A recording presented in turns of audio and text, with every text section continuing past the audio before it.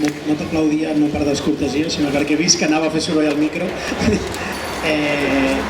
Bé, la veritat és que ara mateix quan parlava i explicava algunes de les coses que hem vist aquestes darreres 2 setmanes, i algunes que són tal qual, i us les puc explicar en primera persona, no? És a dir, tinc la desgràcia de que la interlocutòria de presó en què s'afirma que els manifestants al carrer Mallorca de Barcelona estaven intentant impedir l'execució de la sentència, doncs me la van notificar quan després de 4 hores d'espera, com si no tingués ja decidit la jutgessa que s'anava a fotre els 4 a la presó, doncs la interlocutòria canviava les 4 primeres persones a la presó d'aquesta onada de mobilització.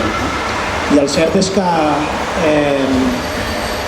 els que portem molts anys militant en trinxeres doncs, menys conegudes i en el moviment antirepressiu, fins i tot abans d'exercir com a advocat, doncs havíem vist situacions en què realment la repressió havia sigut molt dura. Recordo 2 anys després d'haver començat a exercir la vaga general del 2012, on vam tenir alguns episodis de presó preventiva, 2 per una banda i després en un altre moment 2 més, és a dir 4, i en una setmana doncs, tenim més de 30 persones empresonades per situacions que sincerament pot ser molt espectacular el foc, però jo he vist cremar cotxes, vehicles policials al centre de Barcelona i no acaba ningú a la presó per això. És a dir,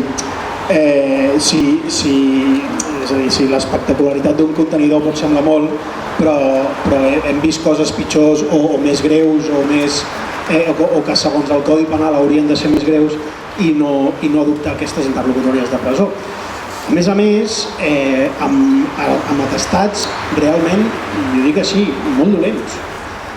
Quan es va desplegar la UCIOP, la Unitat Central d'Investigació d'Ordre Públic, que va desplegar el conseller Felip Puig en el seu moment, doncs vam començar a veure que els atestats dels Mossos d'Esquadra començaven a estar molt més ben redactats. Això no vol dir que sempre diguessin la veritat, però com a mínim, diguem-ne, tenien tota una contextualització, hi havia moltes imatges, a vegades les imatges no tenien res a veure amb el detingut, però bueno, la cosa començava, diguem-ne, a sostenir-se. No?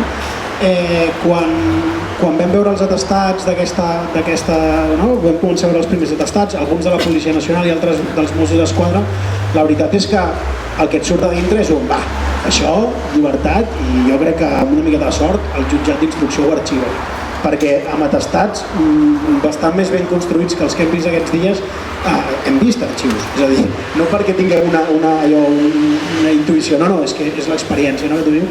I en canvi ens trobem amb que t'aterra la Fiscalia, en algun cas fins i tot l'advocat de la Generalitat, encara no sabem qui l'havia avisat ni com, perquè el juiciament criminal a la mà ningú el podia haver avisat, però és igual, t'apareixien allà, et demanaven presó i al cap d'unes hores t'enviaven algú a Quatre Camins, a Batràs o on sigui. No?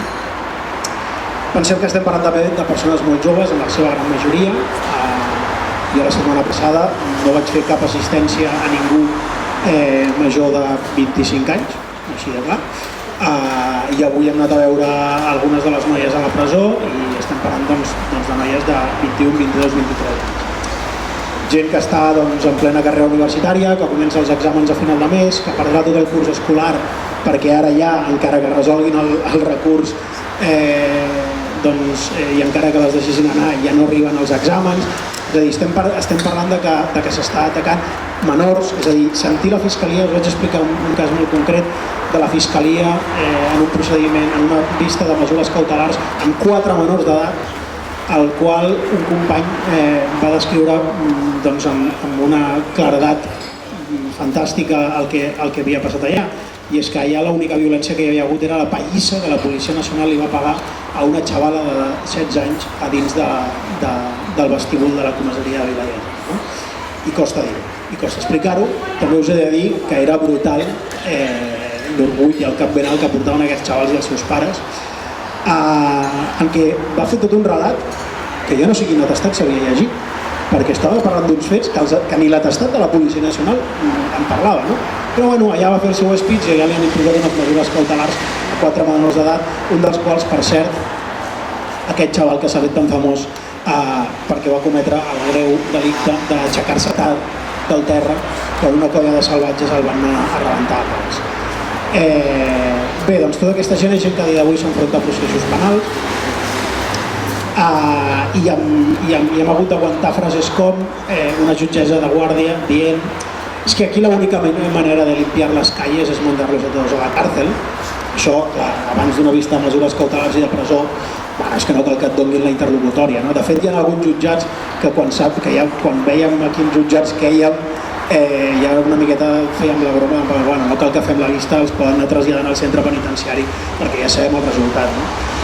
O frases com aquesta, no? Que s'estava intentant impedir la sentència, o fins i tot que en un xaval en què no el van enviar en presó preventiva però li han prohibit assistir a manifestacions, a més en base a un article del Codi Penal, de la llei d'enjudiciament criminal, que parla de protecció de la víctima, i per tant jo no sé ben bé exactament quan estàs parlant d'un delicte de desordres públics quina mena d'ordre d'allunyament de la potencial víctima és assistir a una manifestació, és a dir, restringir un dret fonamental. Aquesta mesura l'acorden tot i que saben que l'Audiència Provincial l'ha tombat en reiterades ocasions. Bueno, no vull ser jo qui acusi els jutges públicament de prevaricar, però bé, com a mínim que adopten resolucions que saben que l'Audiència Provincial els hi tombarà, sabent que els hi tombarà, doncs sí que ho fan. A partir d'aquí, que els juristes que arribin a la conclusió que vulguin. I fins i tot li va dir, bueno, ¿y ahora usted qué? ¿Se irá a la manifestación?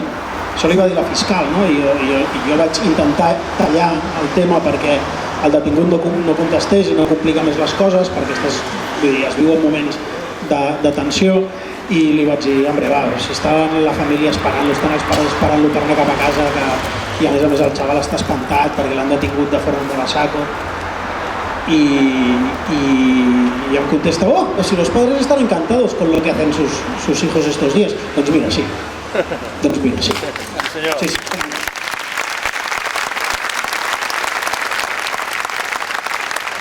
Bueno, encara, si us penseu que va quedar aquí, aleshores la jutgessa li va dir a la fiscal, pues es el letrado el que se irá a la manifestación. Pues mira, pues sí, pues també me vaig.